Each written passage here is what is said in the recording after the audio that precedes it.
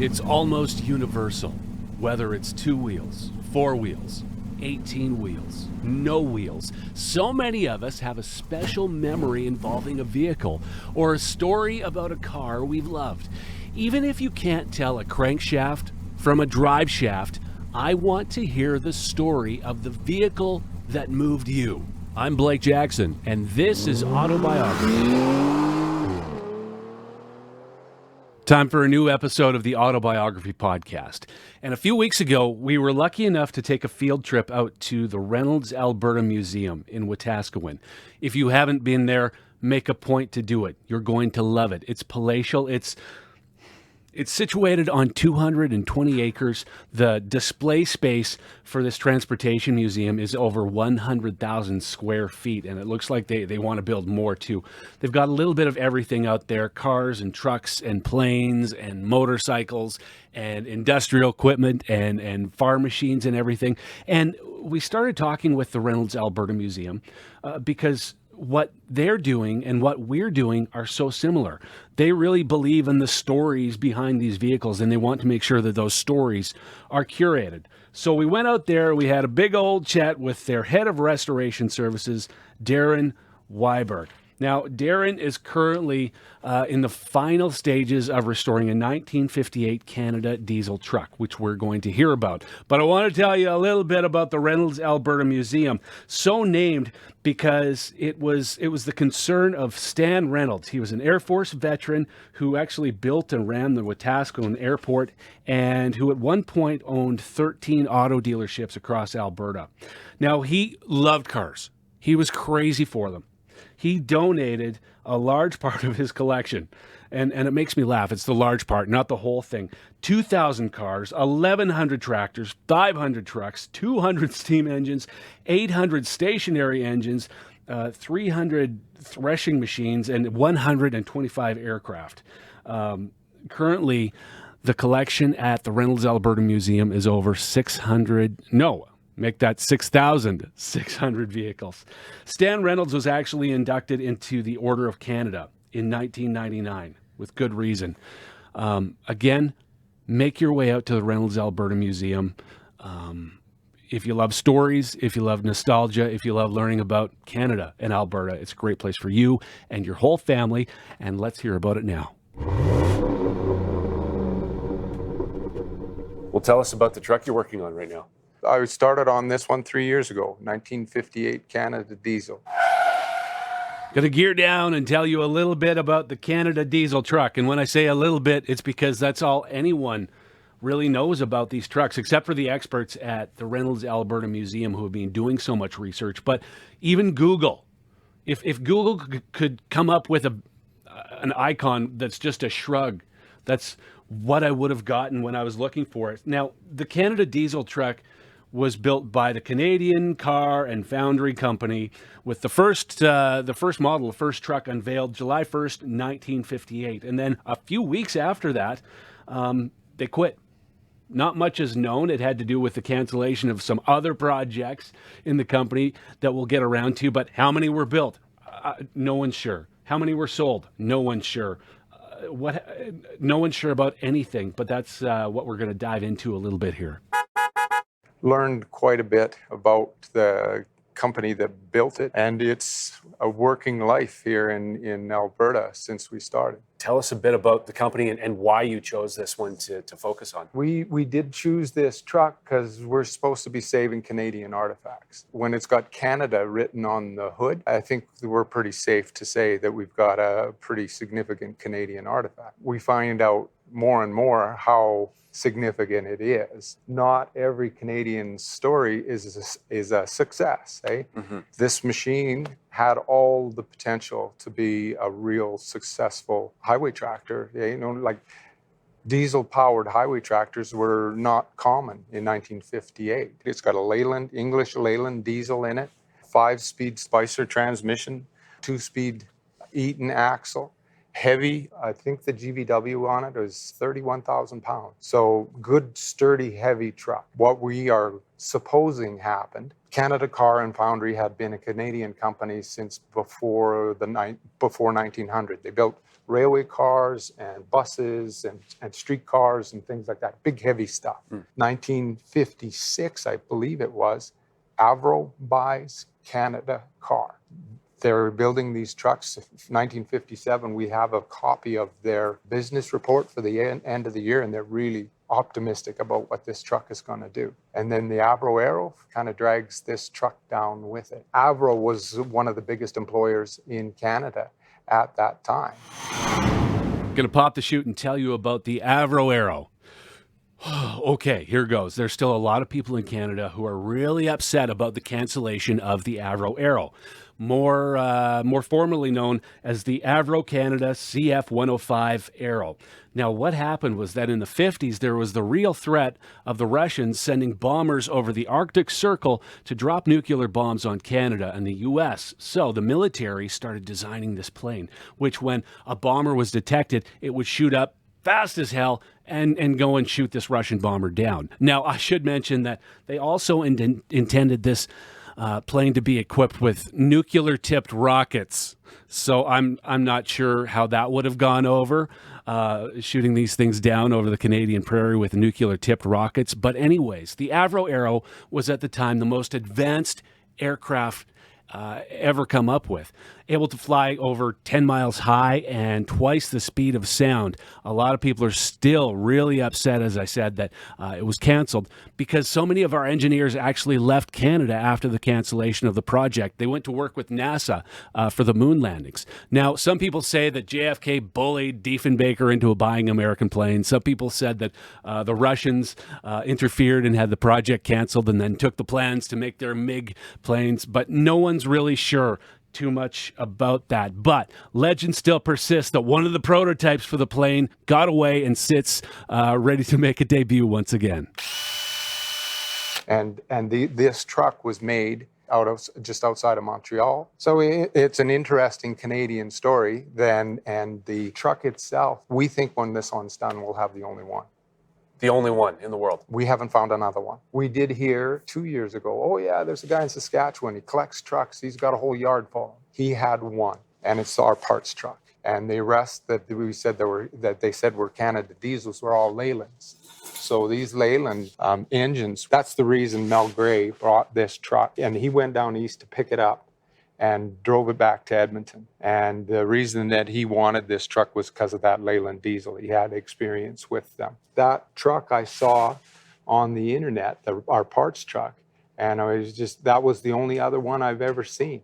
And we've got them both sitting here in 2 bays. They're sturdy looking, tough looking trucks. It's an interesting amalgam because there is that English motor, English frame, and then it's a North American front axle, North American rear axle, North American transmission, starter, generator, the air compressor and the brakes are Bendix Westinghouse. That cab is the same as an R model International. Now you got $200,000, you go and you buy yourself a 600 horsepower Peterbilt or Kenworth. The potential was there for our Canadian company to be building these things, because this one was made for our Canadian our Canadian climate. It's got an air-controlled winter front, which when you're dealing with diesel engines in 25 below, that's a pretty interesting thing to have, or a handy thing to have. It's actually got an air-assisted clutch. The clamping force on this clutch is enormous. It's got 500 foot-pounds of torque. Good, heavy stuff. Just the way this thing was broken up everywhere. There wasn't one good part left on it. It had been beat to its last breath. They had obviously been maintaining it still because, like the brakes, we reused the ones that were on there because they were perfect. And the steering box had been rebuilt, and the kingpins were in good shape. So they were maintaining it. And one of the other really interesting parts, this thing, I don't know how many miles it would have, but they were rugged miles going to Grand Prairie from Edmonton in the late 50s and early 60s. And now we have a volunteer here that worked for Leyland Motors in England. And he said, the reason those things got a fantastic reputation, because these engines for longevity, because that is a nitrided crankshaft. It is cooked in an atmosphere of pure nitrogen. And it makes that crankshaft hard. Hey, so you can beat the crap out of it and it'll just keep on going. Every project, you learn a little bit about something, right? And that's what's kept this work rewarding for so many years is every 3 years I get a new job. The thing that I would say, one thing these things teach you, be careful what you say yes to. Because the commitment is enormous. You know, it better have an engaging story and it better have a story that we want to tell out in the gallery. Because there's nothing more insulting than investing all this time, all this money, and then the thing sits in the warehouse. This is the first heavy truck we've done. This is the second diesel engine we've done. So these last two that I've built, I think really encapsulate Canadian, the things that the Canadian artifacts that we should be saving. I think I told you there the other day, the D100 Versatile. We've got serial number 26. So Versatile starts building tractors in 1966. They had built 25 before ours. They built less than 100 that first year. Now that's a Canadian success story. In 1977, they sold 33,000 tractors all around the world, and they're still selling tractors all around the world. Again, this truck had that potential. Yeah. But our history is, you know, everybody knows about the Avro Aero too. Hey, Diefenbakers canceled the project. There goes our Canada truck. Yeah. Arnie Weisbrot is a volunteer, and he's done the bulk of the research on this. Arnie has found sponsors that will have helped us with this thing. That injection pump, that's been more well-traveled than I have. It's been, I think it went to England 3 times. We took it to a fuel shop. They opened it up and I said, oh, this thing is shot. It's full of water. All the cams are rusted. Everything's seized up. And then they broke it up even more. So we got another pump and then we were going to get them married together. And these are CAV pumps from England. So we send it to a fuel shop in England and they send it back and say, yeah, you guys are out of luck. So then we get this truck, we get the parts truck and we send that over to England. And they send it back, forget it, finished. One of my good friends runs On Track, fellow over there named Rob Ball. He invested all kinds of time into getting that pump working. And James, my friend, donated the work to the place. The grill bars were cast by Norwood Foundry, free of charge. Well, and you know what? When you start naming specific companies and people, like there's just so many. There's so many. Our local people here in Wetaskiwin have been fantastic supporters of not only the museum, but this project as well. For whatever reason, this thing seems to have struck a nerve, and get things that maybe are a little more difficult on other restorations to get. And one of them is help. Dennis Chance, so that was around the corner. He's camera shy now. I've been here 34 years. Dennis has been here 17. The difference is Dennis doesn't take a paycheck home. Even the new guys, like Wayne and I worked together for 34 years. That's the people side of these things. You don't understand that when you look at it done, how dedicated you had to be. Every piece has been gone through and cleaned up and put right back to the day it was born. And I was mentioning to you before, I'm just as proud of the flaws that we deliberately leave, as that, you know, I made those doors and you can't see waves and ripples in them. I made the roof, I made this fender here. It's so if you're going to invest that kind of time, that kind of money, you better have something to save. If you had to estimate how many man hours have gone into this truck so far, I know it's hard. There's been 5 of us working on it for a year. We do estimate the time in the thousands of hours. How much is left? When you get to, so you're putting the jewelry on, like we are now, we're 90% finished. So there can be no beating and banging now. Everything's careful. Well, I'll tell you what, see that body rotisserie? Yes. My good friend Dennis saved the day here, I think it was last week. That pin that holds the thing from flipping over broke. And our cab just about flipped onto its roof. Oh, no. And he caught it. I was up in the office there. I heard the door slam, and I that's odd. And here he caught it before it flipped over. So that would have made me a little less than happy if I had to start over on that. And where did you learn these skills? I have some really important people to thank. Jeff Broadbent and Ted Walkley, fellows that apprenticed in England. Both showed me, Jeff showed me the welding, the butt welding, and Ted showed me the metal finishing. That is another part of the interest of this job, is trying to preserve not only the machines, but the workmanship that went into building them. Like on this truck, I'm going to be just as proud of the flaws we leave as the fact that, I made that fender and it's nice and smooth and you don't see any ripples, and there's no fill. I started here in '87. I haven't had the necessity to use plastic body fill yet. On any restoration, no Bondo? No Bondo, not on the, I can't say that I haven't used it. We had one of our volunteers bashed into our fire truck. And the car was full of Bondo already, so I just slapped some mud on it and kicked it back out the door. Because but where my passion is these ground up restorations, and as of yet I haven't had need. And I'm 61 years old, so I guess I don't really need to use the stuff. So who owned this truck? Mel Gray first brought it to Edmonton in 1958, and the reason I know that is my good friend Dave Widener was standing in the window with a friend of his, and I could tell his friend was really excited about this truck. He was pointing, waving his hands, and he wanted to get down here in the shop. Thank goodness I went up there to visit with them, because that fellow's name was Al Litke, and he worked for Mel Gray when this truck came into Edmonton, and he sent us all kinds of handwritten letters on how this truck was used and its first days in Edmonton. And it was hauling freight from Edmonton to Grand Prairie. But he remembers this bright red truck coming into Edmonton, and everybody was excited about it. And he said the reason that Mel Gray bought it is because he was loyal to these Leyland engines. He knew that these things were tough and that he had this contract to haul freight to Grand Prairie.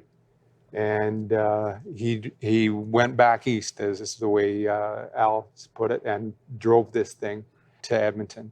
So you're putting the jewelry on, and by jewelry, of course, you mean the door handles and the chrome and whatnot. Yeah, I was just putting the grab handles on when you guys came, and I better remember to tighten them up, eh? Just looking on top of the cab, there's 3 lights. There's an orange one in the middle, or amber, I guess, and then green ones on either side. What are those lights for? They're just clearance lights. Okay. That's more jewelry. Yes. Oh, you would just be absolutely shocked to know how much time Jason invested in making those clearance lights. There's probably parts from 12 different lights in those 3. If there's one thing that we are, is tenacious, because that's part of the challenge, is overcoming the roadblocks. How are we going to come across? How are we going to get around this problem? We always do. So with the truck being almost done, who gets to take the first drive? Arnie and I. Oh, it'll be the whole crew. What we want to do next spring, fire this up, put a little black smoke in the air, and then go to everybody that's helped us and shake their hand, do the picture thing. Yeah. That will be my last day. Your last day. This is your last project. This is the last one. Tell you what, it's even the perfect color, the cherry on top of a semi-productive career. Darren Wiberg, restoring the Canada diesel truck, one of the only ones left on the planet. If you haven't, again, been out to the Reynolds Alberta Museum, make a point to do it. I'm so serious about this. We're going back for more interviews out there too. There is so much happening. There's so much in the archives and so much currently being displayed. Take the whole family out there. You're going to learn, and it's not just for the quote unquote car people. There's stories. There's stories about Alberta, and no matter your understanding of vehicles, you're going to see something that makes you smile a lot. We'll post all the information that you need on our social media about the Reynolds Alberta Museum. I'm Blake Jackson. Thanks for joining us for the Auto-Biography Podcast. And there's more to come from the past into the future with more stories.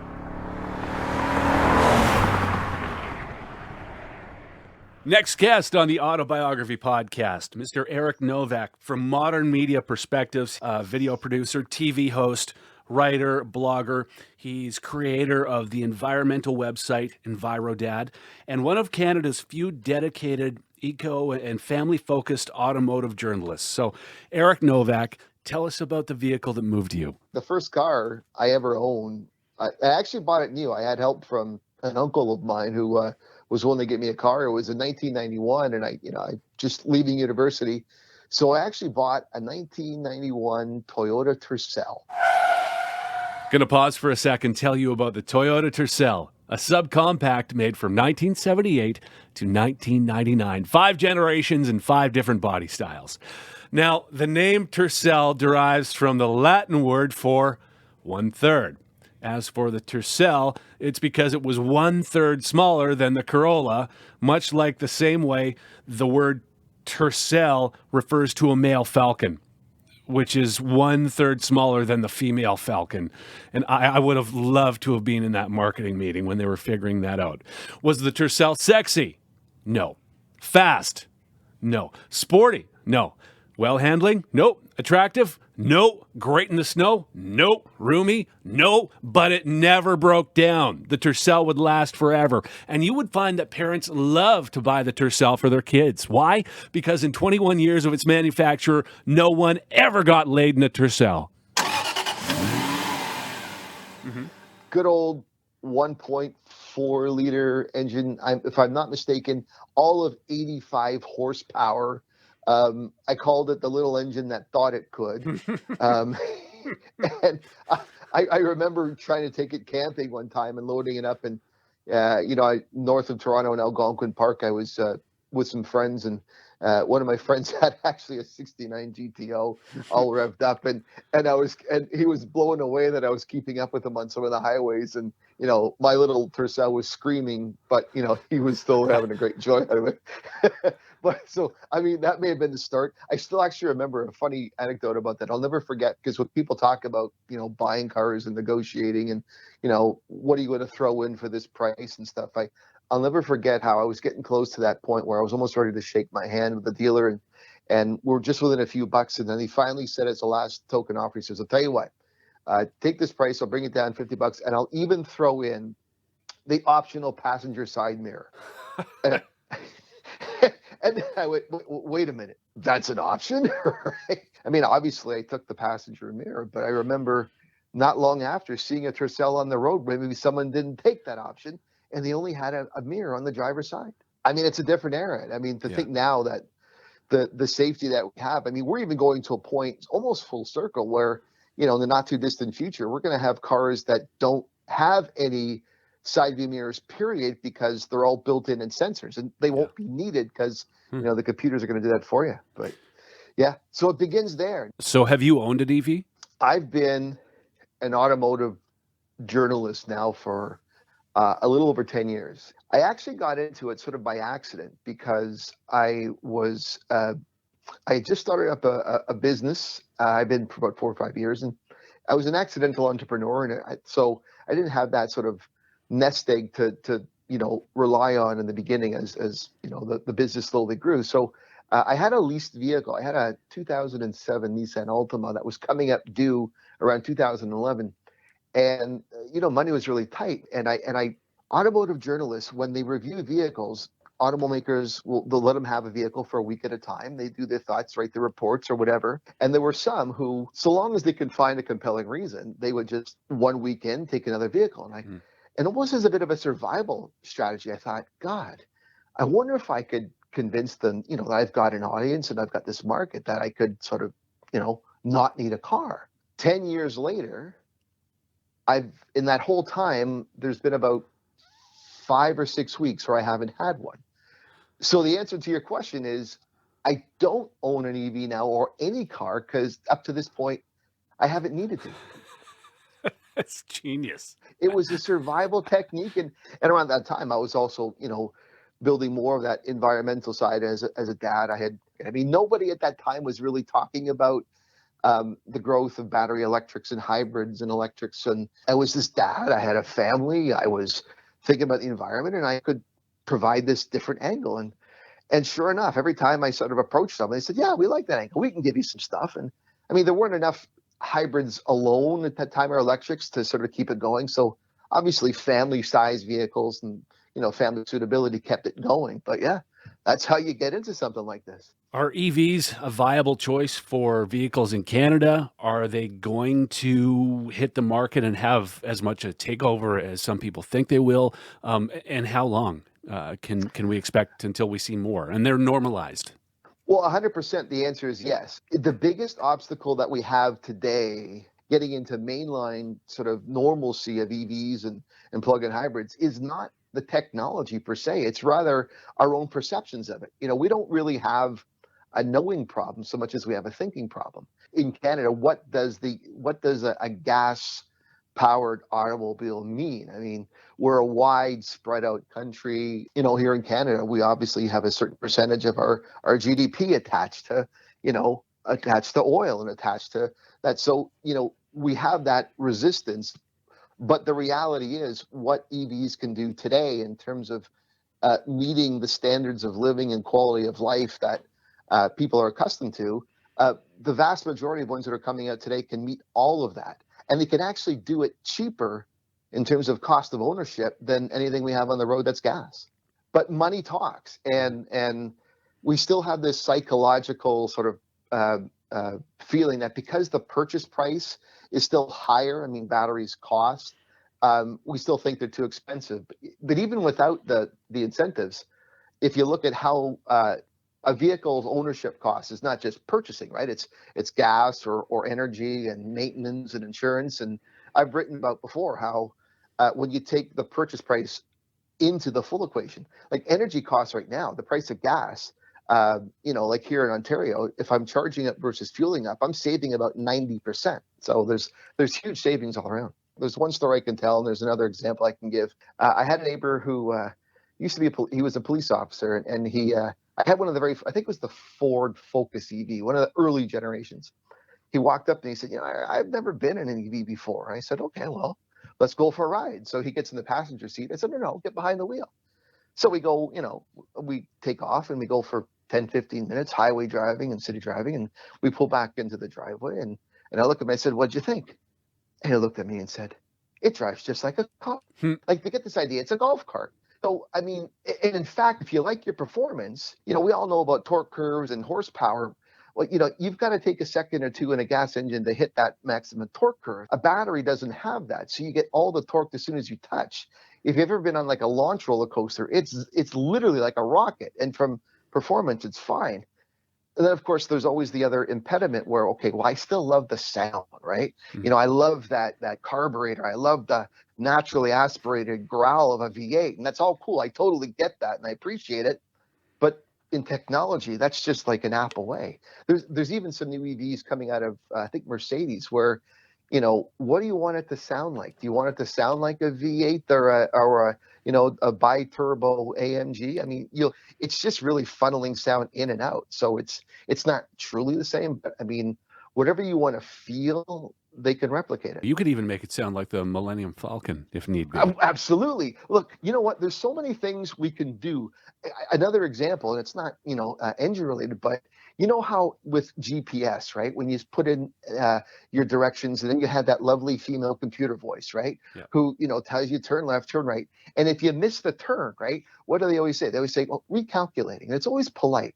I swear, I'm convinced that there's a market out there for having a system that if you miss the turn, it gets mad at you, right? It gets agitated. Can you imagine after the second or third time, he says, "Excuse me, I said turn right.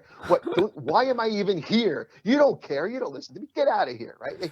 People would buy that. They actually had Beyonce voicing the GPS for a while, but there were too many crashes because she just kept saying to the left, to the left. I'm sorry. No, listen, hey, I'm a dad joke guy, so I'm going to have to use that. Dad jokes are glorious.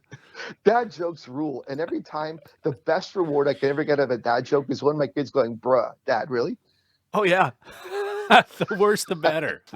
So the more painful the expression, the prouder I feel. So in all your time reviewing EVs and I guess not owning a car because you always have a tester in your driveway, what's an EV that sticks out for you? The first time I was ever in one of the dual motor Tesla Model S, and they had these different drive modes, and they had like insane mode and now ludicrous mode. And I remember the first time launching in one of these things, and I literally think the byline when I wrote about it was like 0 to 100. Holy, bleep and bleep, right? But today it's funny to watch the Ford Mustang sort of aficionados sort of scoff at the idea that there's this thing called the Mustang Mach-E, but you get behind it, and there is a Mustang GT or Mach-E GT coming out, and that's going to be 0 to 100 in 3.5 seconds, and it's just. That type of performance, like you still get the heart racing. Henry Ford said once, if I asked the customer what they wanted, they would have said a faster horse. Yeah. And progress marches on. I mean, we're not driving steam engines anymore. That had to happen. We came by internal combustion engines because of progress and because of moving forward. And that's just the way it is. Well, if you want to go even further back, motorized vehicles in the 19th century were actually first of all, they were all battery to begin with. They were electric vehicles to begin with. They were almost done like mail order.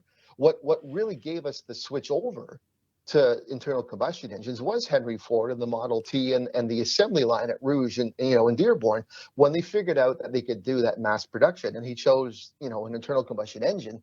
That was kind of the death knell of batteries at the time. I've heard tell and stories of conspiracies way back in the days of Henry Ford, et cetera, et cetera. Mm-hmm. Conspiracies to keep the electric vehicle down and really promote internal combustion and gas and diesel. There's always that around. And I guess you only have to point to back in the 80s and 90s with the General Motors and the EV1, right? It was this first idea of an electric car that was meant to, the rebirth of the EV again in that period of time. And all of a sudden, the EV program, the EV1 program, which was launching and people were starting to get excited about it, was suddenly canceled and killed. Bob Lutz was the CEO of General Motors at the time. And I have actually met him a couple times at the LA Auto Show in Detroit. And, he's this really over-the-top character.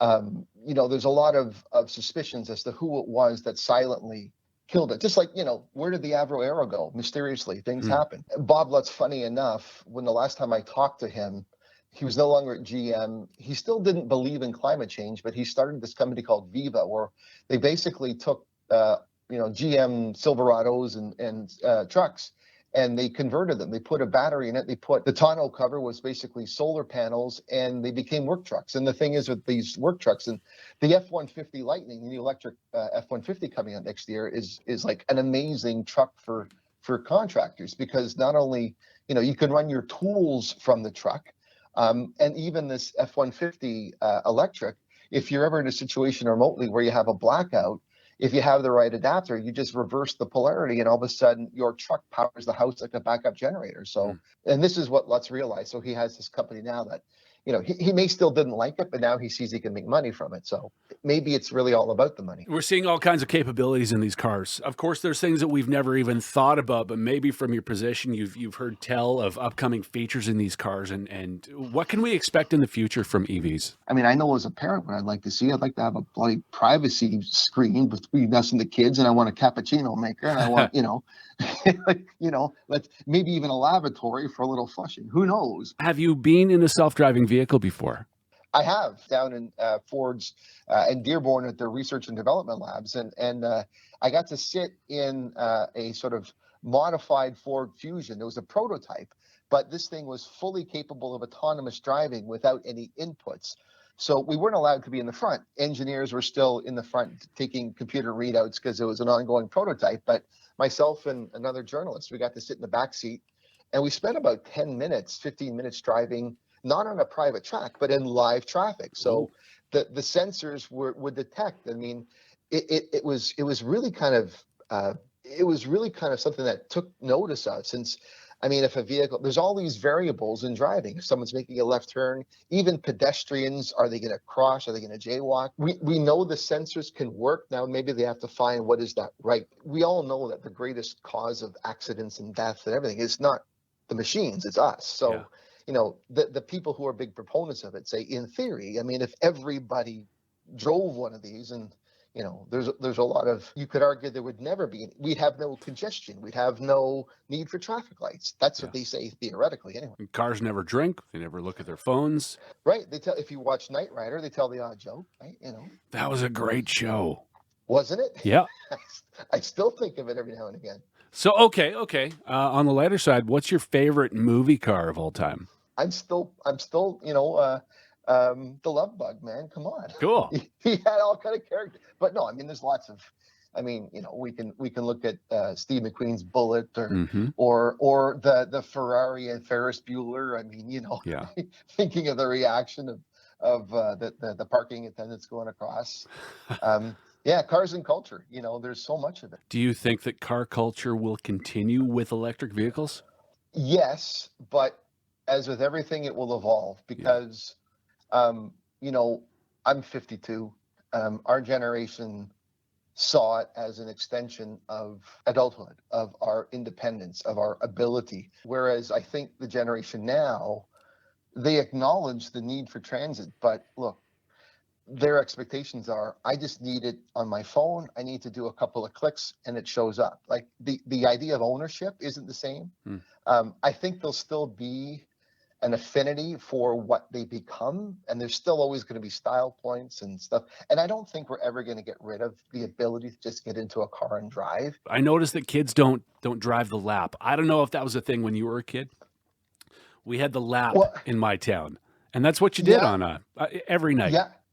Oh, of course. I mean, if we really want to go down a different path, I mean, nowadays, you know, bench seats had certain conveniences, right, in the front, whereas, I mean, now you have these giant, you know, center consoles with, you know, and it makes certain things that we may have experienced in our youth a little more challenging. So, you know, or so I've been told. My favorite thing with a bench seat.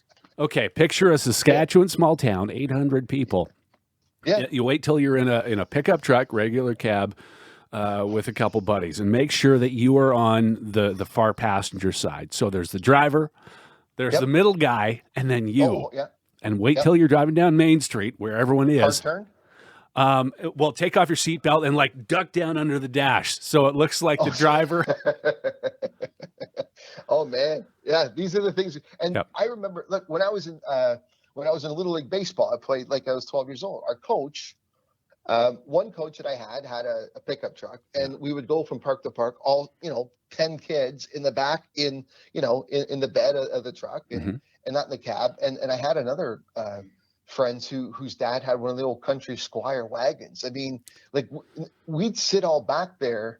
You know, we'd be playing cards, or we'd be joking around. It's obviously a different era. Eric Novak from EnviroDad.com. I'm grateful for your time today. I know you've had to do some shooting this afternoon as well, and I hope I can have you on again. This was a really interesting chat, and I'm just grateful for your perspective. Yeah, hey, technology means I'm just a phone call away. Eric Novak, EnviroDad, talking about the future to come with EVs. Will it happen? When will it happen? How fast will it happen? How fast can we adapt? It is interesting. So thanks very much to Eric. I'll post all the links and all the info you need to get to his website and his writings on our social media. And of course, we talked to Darren at the Reynolds Alberta Museum. Just had a great time out there, and I can't wait to get back. I'm Blake Jackson. Thank you for listening to the Auto-Biography Podcast. This is for you, too. If you've got a story about the vehicle that moved you, I would love to hear about it. As always, the Auto-Biography Podcast was recorded at Communal Creative Studios. See you next time. Till then, keep your wheels on the road and a tarp on your load.